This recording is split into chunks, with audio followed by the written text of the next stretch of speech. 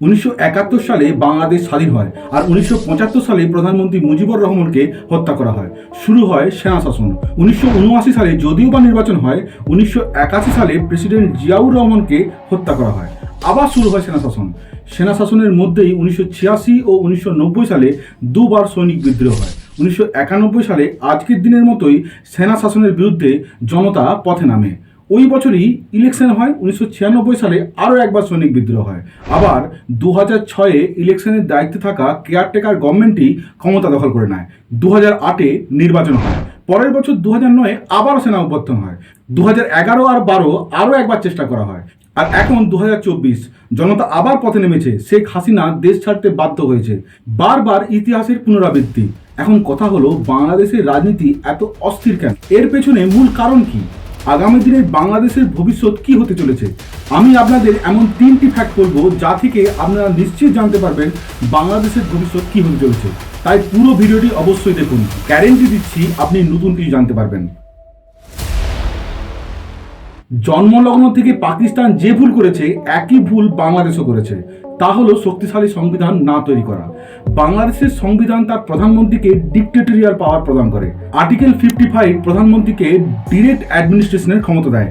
Article 70 অনুযায়ী পার্লামেন্টের member প্রধানমন্ত্রীর কথা শুনতে বাধ্য। আর্টিকেল 141 প্রধানমন্ত্রী ক্যাবিনেটের অনুমতি ছাড়াই আইন পাস করতে পারে। আর্টিকেল 142 প্রধানমন্ত্রীর ক্যাবিনেটের অনুমতি ছাড়াই পার্লামেন্ট ভঙ্গ করতে পারে। এক কথায় বাংলাদেশের পার্লামেন্ট নয়, ক্ষমতার অধিকারী প্রধানমন্ত্রী স্বয়ং।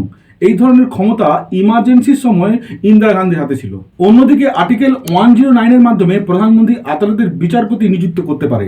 অর্থাৎ আদালতও স্বতন্ত্র নয়, যে যখন ক্ষমতায় থাকে সে তার মতো বিচারক নিযুক্ত করে। অর্থাৎ সরকার অন্যায় করলেও আদালতকে পাশে পাওয়ার সম্ভাবনা কম।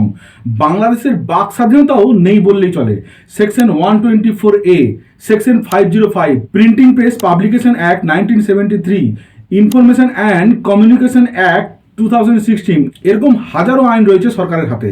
2020 থেকে 2021-এর মধ্যে ডিজিটাল সিকিউরিটি অ্যাক্টের দ্বারা 754টা কেস ফাইল করা হয়। 655 জনকে গ্রেপ্তার করা হয়। Journalist, student, government employee, business person কেউ বাদ যায়নি। এমন নয় যে এটা নতুন, শেখ হাসিনার আগেও একই রকম ব্যবস্থা ছিল। অন্যদিকে স্কুল, কলেজ, আদালত, সরকারি কর্মচারীদের পদোন্নতি মেরিটের চেয়ে দলের আনুগত্য দেখে বেশি করা হতো, যার জন্য এই সমস্ত কর্মচারীরা হয় বিএনপি নয়তো আওয়ামী লীগের সাপোর্টার। কারণ এই দুটো দলই বহু বছর বাংলাদেশকে শাসন করে এসেছে।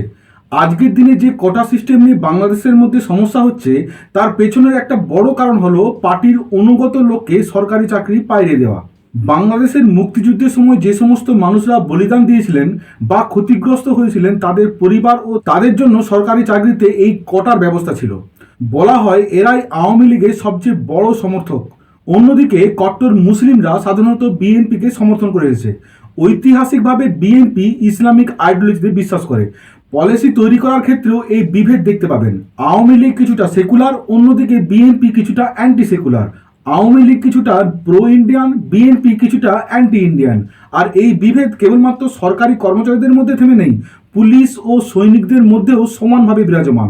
দেখুন, স্কুল, কলেজ বা সরকারি দপ্তরে এই রাজনৈতিক বিভেদ থাকলে যতটা না সমস্যা, তার চেয়ে বহুগুণ সমস্যা যদি পুলিশ বা সৈনিকদের মধ্যে থাকে। এটি দেশের নিরাপত্তাকে বিঘ্নিত করে, যার জন্য ভারতবর্ষের আর্মিকে রাজনীতি থেকে সবসময় দূরে রাখা হয়। ভারতবর্ষ কেন, যে কোনো দায়িত্বশীল সরকারই তাই করে। কিন্তু বাংলাদেশের রাজনীতিতে যখনই কোনো সরকার আসে, তার বিরুদ্ধে থাকা আর্ম ফোর্স সময় সময় বিদ্রোহ করেছে। কখনো সফল হয়েছে, কখনো বিফল। 1975 সালে মুজিবুর রহমানের হত্যা থেকে 2012 পর্যন্ত 37 বছরে 6 বার সেনা অভ্যুত্থান হয়েছে। ভাবুন, 37 বছরে 6 বার, সব মিলিয়ে প্রায় 14 বছর সেনা শাসনে কাটায় বাংলাদেশ। 2006-এ তো নির্বাচন করার দায়িত্বে থাকা কেয়ারটেকার গভর্নমেন্টই ক্ষমতা দখল করে নেয়। এটা অনেকটা এরকম ভারতবর্ষের নির্বাচন কমিশন নির্বাচন না করিয়ে দেশ শাসন করছে। এই কেয়ারটেকার গভর্নমেন্টের পেছনেও বাংলাদেশের সেনার মদত ছিল। এই সময় দেশে মার্শাল ল বা ইমার্জেন্সি আইন লাগু ছিল। বাংলাদেশের সংবিধানে এই ধরনের ইমার্জেন্সি আইন লাগু করার ক্ষেত্রে কোনো স্বচ্ছতা নেই। একই রকম অস্বচ্ছতা পাকিস্তানেও রয়েছে। বাংলাদেশের ইমার্জেন্সি রুল লাগু করার সময় যে যার নিজের মতো আইন ব্যাখ্যা করে। যে কোনো গণতন্ত্রে সংবিধান ও তার ব্যাখ্যা অত্যন্ত গুরুত্বপূর্ণ। ভারতের সংবিধানের ব্যাখ্যার দায়িত্ব সুপ্রিম কোর্টের হাতে রয়েছে। বাংলাদেশেও তাই। কিন্তু বাংলাদেশের আদালতেই যেখানে স্বতন্ত্র নয়, সেখানে এই ধরনের আইনের ব্যাখ্যা সবসময় সরকারের পক্ষে যাবে। তার সাথে সংবিধানের চরিত্র বারবার পরিবর্তন হয়েছে, কখনো হয়েছে ধর্মনিরপেক্ষ, কখনো হয়েছে ইসলামিক। 1977 সালে জেনারেল জিয়াউর রহমান সংবিধানকে ধর্মনিরপেক্ষ থেকে ইসলামিক সংবিধানে পরিবর্তন করেন। বাংলাদেশে যেহেতু মুসলিম জনসংখ্যা বেশি, এই পদক্ষেপে জেনারেল জিয়াউর রহমান খুব শীঘ্রই জনপ্রিয়তা পায়। 1988 সালে এরশাদ আর্টিকেল 2A কে আরও শক্তিশালী করে। 2010-এ হাইকোর্ট 1988 সালের এরশাদের অ্যামেন্ডমেন্টকে বেআইনি ঘোষণা করে, কিন্তু পরের বছরই 15 নম্বর অ্যামেন্ডমেন্ট নিয়ে এসে আর্টিকেল 2A কে পুনর্বহাল করা হয়। উপরের ভিডিওটি দেখলে বুঝতে পারবেন পাকিস্তানের জেনারেল জিয়াউল হক যে ভুল কাজ করেছেন একই ভুল বাংলাদেশও করেছে। তাহলে বুঝতেই পারছেন বাংলাদেশের সংবিধানে বাংলাদেশের প্রধানমন্ত্রীকে সুপ্রিম পাওয়ার দেওয়া হয়েছে। পার্লামেন্টের খুব একটা ক্ষমতা নেই, আদালত স্বতন্ত্র নয়, বাক স্বাধীনতার খুব একটা জায়গা নেই, আইনের ভাষার স্বচ্ছতা নেই এবং সরকারের জবাবদিহিতাও কম। সেনাবাহিনী থেকে সরকারি কর্মচারীরা পার্টি লাইনে বিভক্ত। নির্বাচন আগে কেয়ারটেকার গভর্নমেন্টের তত্ত্বাবধানে হতো। 2011 সালের সংবিধানের 15তম সংশোধনীর মাধ্যমে কেয়ারটেকার গভর্নমেন্টের ব্যবস্থা বাতিল করা হয়, অর্থাৎ নির্বাচনও সরকারের দ্বারাই নিয়ন্ত্রিত হয়। 2011 থেকে 2024 পর্যন্ত বাংলাদেশে 3বার নির্বাচন হয়েছে। 3বারই বাংলাদেশের মুখ্য বিরোধী পার্টি খালেদা জিয়ার বিএনপি নির্বাচন বয়কট করেছে। খালেদা জিয়া নিজেই 2018 সাল থেকে জেলে বন্দী, অর্থাৎ বিরোধী পার্টি অনুপস্থিত। সত্যি কথা বলতে কি, বাংলাদেশে যেই ক্ষমতায় আসুক তার মর্জি হলে ফ্রি অ্যান্ড ফেয়ার ইলেকশন হবে, নয়তো না। তার ইচ্ছে হলে ক্ষমতায় থাকবে, নয়তো না। এছাড়া আর দুটি উপায় আছে, হয় সেনা অভ্যুত্থান, নয় জন আন্দোলন। অতীতও হয়েছে, আজও হচ্ছে। দ্বিতীয় হলো বাংলাদেশের ইকোনমি। শেখ হাসিনার আমলে বাংলাদেশের ইকোনমি যথেষ্ট বৃদ্ধি পেয়েছে। পার ক্যাপিটা জিডিপি একসময় ভারতকে ছাপিয়ে গিয়েছিল বাংলাদেশ। দারিদ্রতা 2010 সালে 11.8% থেকে 2022 সালে 5% নেমে আসে। কিন্তু যদি একটু ভেতরে ঢোকা যায় তাহলে দেখতে পাবেন বাংলাদেশের ইকোনমি টেক্সটাইল ইন্ডাস্ট্রির উপর অত্যাধিক নির্ভরশীল। বাংলাদেশের এক্সপোর্টের 80% টেক্সটাইল, আর এই ইন্ডাস্ট্রি বাংলাদেশের জিডিপিতে 12% কন্ট্রিবিউশন করে।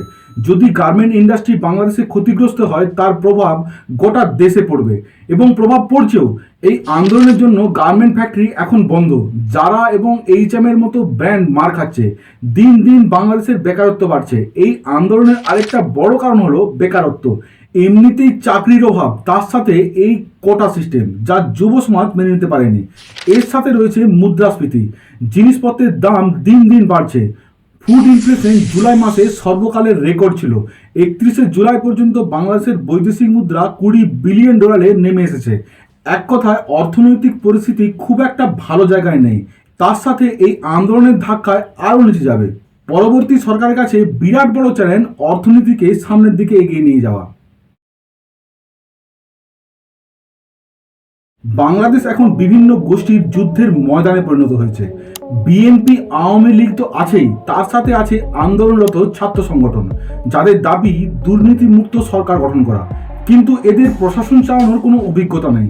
অন্যদিকে আছে জামাতে ইসলামের মতো ইসলামিক সংগঠন, যারা বাংলাদেশকে ইসলামিক স্টেট বানাতে চায়। শেখ হাসিনার আমলে এই সংগঠন নিষিদ্ধ ছিল। এখন শেখ হাসিনার পার্টি আওয়ামী লীগ আর সরকারে নেই। জামাতে ইসলামের মতো সংগঠন চায় তাদের বদলা নিতে। বিএনপিও চায় যতটা সম্ভব বিরোধী কণ্ঠ কম হোক। বিএনপি ও আওয়ামী লীগ না কেবল পার্টি ওয়ার্কার, তাদের শীর্ষ নেতা খালেদা জিয়া ও শেখ হাসিনাও একে অপরের চরম বিরোধী। শেখ হাসিনার আমলে খালেদা জিয়া 2018 সাল থেকে জেলে ছিল।